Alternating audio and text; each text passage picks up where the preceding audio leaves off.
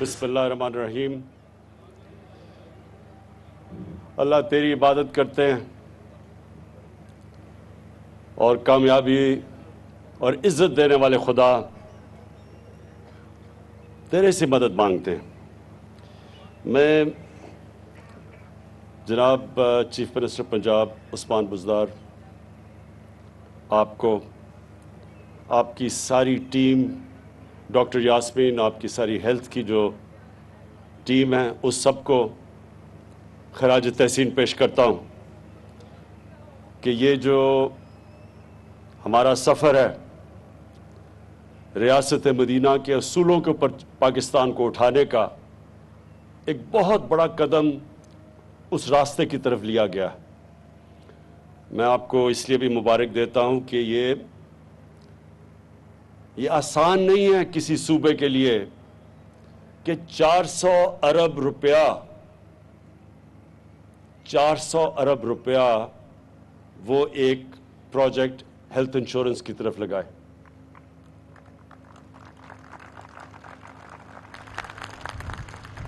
चौहत्तर साल की हमारी तारीख में कितने लोग आए, कितने वजीर आलम, प्रेसिडेंट्स कितने आए। कभी किसी ने सोचा कि गरीब घराने में एक बड़ी बीमारी हो जाती है, कैंसर, हार्ट, ये दो सबसे ज्यादा जो लोग मरते हैं, इन दो बीमारियों से मरते हैं, हार्ट अटैक या हार्ट डिजीज और कैंसर से, और दोनों महंगी बीमारियां हैं। तो ये तो हमने आहिस्ता आहिस्ता जिस तरफ हमारा मुल्क गया है, ये तो अगर आपके पास पैसे हैं तो अपना इलाज करवा सकते हैं, गरीब आदमी के लिए तो उसकी पहुंच से बाहर है। कभी किसी ने उसकी मदद कर दी, किसी रिश्तेदार पैसे वाले ने पैसे दे दिए, किसी को तरस आ गया, किसी ने पैसे दे दिया, लेकिन रियासत ने तो कभी अपनी जिम्मेदारी नहीं ली इधर।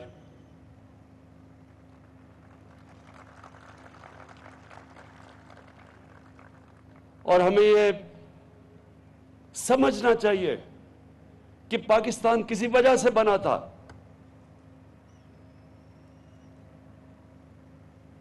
जितने मुसलमान पाकिस्तान में आने थे, हिंदुस्तान में जब पाकिस्तान मूवमेंट शुरू हुई तो उतने ही तो हिंदुस्तान में रह जाने थे। लेकिन आप सबको पता होना चाहिए कि सारे मुसलमानों ने पाकिस्तान के लिए वोट दी थी, ये पता होते हुए कि उन्होंने पाकिस्तान का हिस्सा नहीं बनना। जो आज उन लोगों को किन मुश्किलों का सामना करना पड़ा है, जो मुसलमान आज हिंदुस्तान में हैं, उन्होंने एक ख्वाब के लिए वोट दी थी कि जो इल्लामा इकबाल ने एक इतने बड़े ज़हन में लोगों को ख्वाब बताई थी कि पाकिस्तान, जब हम कहते हैं कि पाकिस्तान का मतलब क्या, और जो नारा था ला इलाहा इल्लल्लाह, उसका मतलब क्या था कि हमने अपने नबी सल्लल्लाहु अलैहि वसल्लम की कदमों के ऊपर चल के वो जो उन्होंने रियासत बनाई थी मदीना में, वो हमने एक पाकिस्तान में मिसाल बनानी थी। ये था पाकिस्तान का ख्वाब, जो कि फाउंडिंग फादर्स ने कहा था ऑब्जेक्टिव रेजोल्यूशन में कि इस्लामी फलाई रियासत बनना था। और आज तक किसी हुक्मरान ने इस तरफ कदम भी नहीं उठाया, बल्कि अमीर और गरीब में फासले बढ़ते गए। मैं गवर्नमेंट हॉस्पिटल में पैदा हुआ, मेरी सारी बहनें गवर्नमेंट हॉस्पिटल में पैदा हुई थी लाहौर में, लेकिन आजकल के जो हमारी तरह साहिब हैसियत थे, वो तो अपने बच्चे गवर्नमेंट हॉस्पिटल में नहीं, अगर उन्होंने जाना हो वो तो प्राइवेट हॉस्पिटल्स में जाते हैं। जो गवर्नमेंट हॉस्पिटल अंग्रेज छोड़ के गया था, आहिस्ता आहिस्ता आहिस्ता उनकी तो स्टैंडर्ड नीचे चली गई और सिर्फ प्राइवेट हॉस्पिटल अमीरों के लिए बनना शुरू हो गए। और फिर जो सुपर रिच थे, ये जो सारे चोरों का टोला भी इकट्ठा हुआ है, इनकी खांसी का इलाज भी बाहर होता था। जिन लोगों ने अपनी अवाम की صحت اور علاج کی ذمہ داری اٹھانی تھی، وہ سارے پچھلے 30 سال سے دیکھیں، جب دیکھو تو جی وہ چیک اپ کے لیے لندن جا رہا ہے، جب کوئی سنو تو جی اس کا پر علاج ہو رہا ہے وہاں لندن میں، کبھی وہ امریکہ جا رہا ہے، کھانسی ہے تو دبئی جا رہا ہے۔ ان کو کیا پتا کہ پاکستان کی عوام کی کیا مشکلات کا سامنا کرنا پڑتا تھا۔ آج سارے چور اکٹھے ہوئے ہیں۔ 30 سال سے اس سے پہلے 20 سال پہلے دونوں گالیاں ایک دوسرے کو چور کہتے تھے۔ زرداری کو جیل یہ نون لیگ نے ڈالا تھا۔ ہمیں یہ یاد رکھیں کہ تحریک انصاف نے 2 دفعہ زرداری کو جیل میں نہیں ڈالا تھا۔ اس کا پیٹ پھاڑ کے پیسہ کس نے نکالنا تھا؟ تحریک انصاف نے نہیں نکالنا تھا۔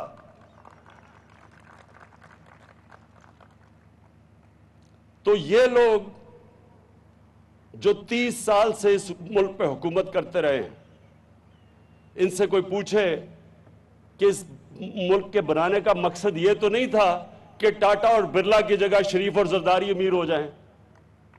اس کا تو بڑے ایک عظیم خواب تھا، اور آج تک کبھی انہوں نے سوچا کہ عام آدمی کے لیے ہم نے ہماری ذمہ داری ہے عام آدمی۔ خواتین و حضرات، یہ جو آج پاکستان انہوں نے چھوڑ دیا ہے، آپ کو پتا ہونا چاہیے کہ جو ڈاکٹر اور نرسز ٹو پاپولیشن ریشو، یعنی کتنی عوام کے لیے کتنے ڈاکٹر اور نرس چاہیے، پاکستان کی دنیا میں تقریباً سب سے بری ریشو ہے۔ یعنی ہمارے ملک میں سب سے کم ڈاکٹر اور نرسز آبادی کے لحاظ پہ ہیں۔ ہمارے سب سے کم ہاسپٹل ہیں۔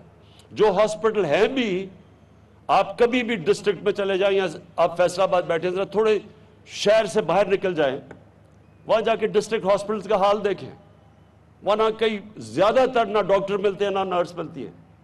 وہ لوگ ادھر سے بھاگے آتے ہیں ڈویژنل ہیڈ کوارٹر پہ، کیونکہ وہاں ہاسپٹل میں لوگ عملہ ہی نہیں ہے۔ تو یہ ایک دن میں تو نہیں ہوا، یہ آہستہ آہستہ ایک ملک میں حکمران طبقے نے آہستہ آہستہ عوام کے لیے ایک پاکستان بنا دیا اور اپنے لیے دوسرا۔ تو میں آج پھر سے عثمان آپ کو اور آپ کی ٹیم کو خراج تحسین پیش کرتا ہوں۔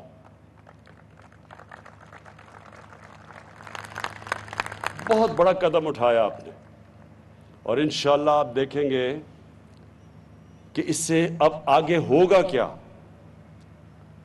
مجھے وہ سندھ کے اندر ایک پارٹی کا لیڈر ہے، 13.5 سال ہو گئے، اردو بھی نہیں صحیح طرح بولنی آتی، بارش ہوتا تو پانی آتا ہے، تو وہ کہتا ہے کہ ہم پیسے نہیں خرچ کریں گے ہیلتھ انشورنس پہ، ہم ہسپتالوں پہ پیسے خرچ کریں گے۔ تو مجھے یہ بتائیں کہ 13.5 سال سے روکا کس سے آپ کو؟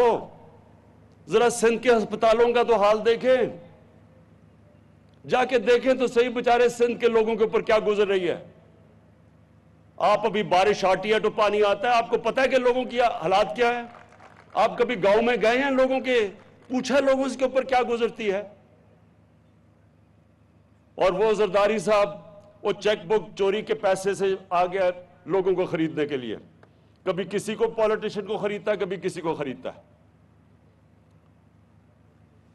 دیکھیں، میں اپنے پاکستانیوں کو آج یہ کہنا چاہتا ہوں، میں صرف پولیٹکس میں اس لیے آیا تھا کہ یہ جو 2 چور، یہ بڑے بڑے ڈاکو جو لوٹ رہے تھے، میں نے 25 سال پہلے جہاد ان کے خلاف شروع کی تھی۔ میرا مقصد ہی آنے کا یہ تھا کہ جب تک یہ 2 خاندان اس ملک کو لوٹتے رہیں گے، یہ ملک کا کوئی مستقبل نہیں ہے۔ جو بھی ملک کا سربراہ جب پیسہ چوری کر کے باہر پیسہ لے جائے، اس ملک کا کیا مستقبل ہوگا؟ میں نے تو دنیا دیکھی ہوئی ہے، میں نے تو مغرب دیکھا ہے، میں نے تو دیکھی ہے کہ خوشحال معاشرے کیسے چلتے ہیں۔ مجھے تو پتا ہے کہ یہاں ہم آگے بڑھ ہی نہیں سکتے تھے، نہیں تو میری طرح کے آدمی کو پولیٹکس کیا دے سکتی تھی۔ اللہ نے تو سب کچھ دے چکا تھا مجھے، سب کچھ میرے پاس تھا، نہ مجھے کوئی شہرت نہ پیسہ، کسی چیز کی ضرورت نہیں تھی، میں تو ان کا مقابلہ کرنے کے لیے آیا تھا۔ اور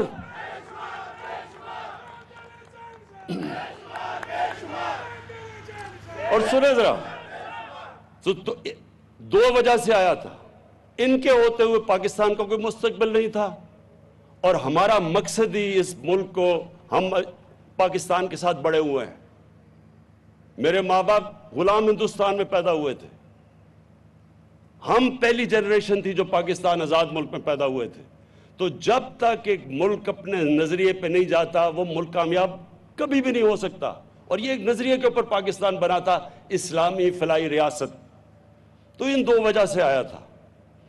اور میں آپ کو ایک چیز بتا دوں کہ جتنا بھی میں نے دنیا اور ساری دنیا موقع ملا مجھے دیکھنے کا، یاد رکھیں ایک کامیاب اور خوشحال معاشرے کے اندر دو چیزیں ضروری ہوتی ہیں۔ سب سے پہلے قانون کی بالادستی، رول آف لا، اور اس کا مطلب پھر سے میں چاہتا ہوں میری ساری قوم اس حدیث کو یاد رکھ لے۔ ہمارے نبی صلی اللہ علیہ وسلم نے کہا تھا کہ تمہارے سے پہلے بڑی قومیں تباہ ہوئیں، کیوں؟ جب بڑا چور چوری کرتا تھا اس کو سزا نہیں ملتی تھی، صرف غریب چور کو سزا ملتی تھی۔ اور دوسری چیز جو قرآن کی آیت ہے، امر بالمعروف،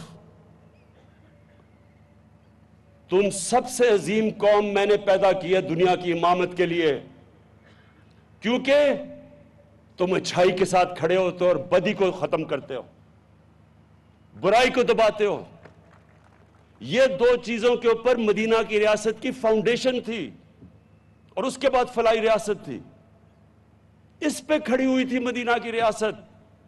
اور آج آپ نے اگر دیکھنا ہے، کیونکہ ہمارے نبی رحمت للعالمین تھے، سب انسانوں کے لیے رحمت بن کے آئے تھے، جو انسانی معاشرہ ان کی سنت پہ چلے گا اللہ نے اس کو اٹھا دینا ہے۔ یہ ضروری، اگر یہ نہ ہوتا تو آج مسلمان، ہم آج خوشحال ہوتے، اور جو مسلمان نہیں ہیں ان کے حالات برے ہوتے، لیکن وہ قومیں جو مسلمان نہیں ہیں آج خوشحال ہیں، اور مسلمانوں کا حال ساری دنیا میں اٹھا کے دیکھ لیں کیا ہے آج، کیونکہ جو قومیں خوشحال ہیں آپ وہاں چلے جائیں، اور میں آپ کو دو چیزیں وہاں بتا دوں گا، ان کی بنیاد دونوں اصولوں پہ ہے، قانون کی بالادستی بھی اور فلاحی ریاست بھی۔ میں آپ کو مثال دیتا ہوں، برطانیہ کے اندر، برطانیہ سے پہلے میں آپ کو آسٹریلیا کا بتاؤں۔ آسٹریلیا میں دنیا کا نمبر 1 ٹینس پلیئر جوکووچ